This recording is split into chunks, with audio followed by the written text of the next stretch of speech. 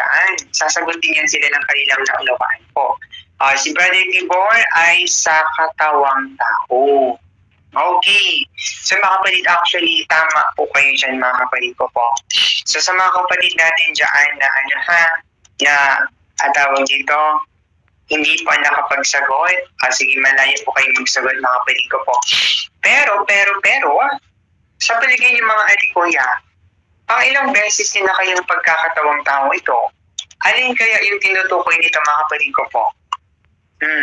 Yung unang pagdating ba ng Panginoong Sus, yung tinutukoy niya dito mga kapatid ko po, o yung ikalawang pagbabalik niya na? Alin kaya yung tinutukoy dito na babalik ulit ang Diyos bilang katawang tao mga kapatid? Una pa lang pa ba or pangalawa na po mga kapatid? Okay, sabi po, sige po, yung una po mga kapatid or pangalawa na? Wow, sabi ni Kuya Robert, yung pangalawa na po. Tumutukoy na ito sa second coming. Okay, how about yung ibang mga kapatid natin? Tumutukoy ba ito sa first coming or sa second coming na? Okay, go. Sabi ni Kuya Edgar ay sa pangalawang pagkakatawang tao na po. Ikalawang pagkakataon. Ayun.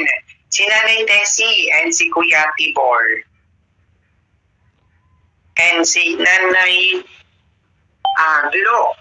Si Nanay Elisa. And si Kuya Brother Kerwin. Ayun. Okay, sabi ni Kuya Tibor ay ikalawang pagparito na din. Okay. So, meron pa ba mga kapatid? Meron pa ba dyan na habol po? Meron pa ba? Okay, sige. Actually, mga kapatid ko po, opo, tama po kayo mga kapatid. Very good po. Mahusay. Napakahusay niyo po mga kapatid ko po. Very good, no? So, actually, tumutukoy na ito sa ikalawang pagparito or second coming ng ating Panginoon, mga kapatid ko po. So, ngayon, paliwanag natin. Mga kapatid, preacher, meron ka bang ebidensya na ang Diyos ay muling magkakatawang tao? Okay, sige mga kapatid, tingnan natin yung ilang mga propesiya ng Panginoon patungkol sa kanyang ikalawang pagparito. Okay po?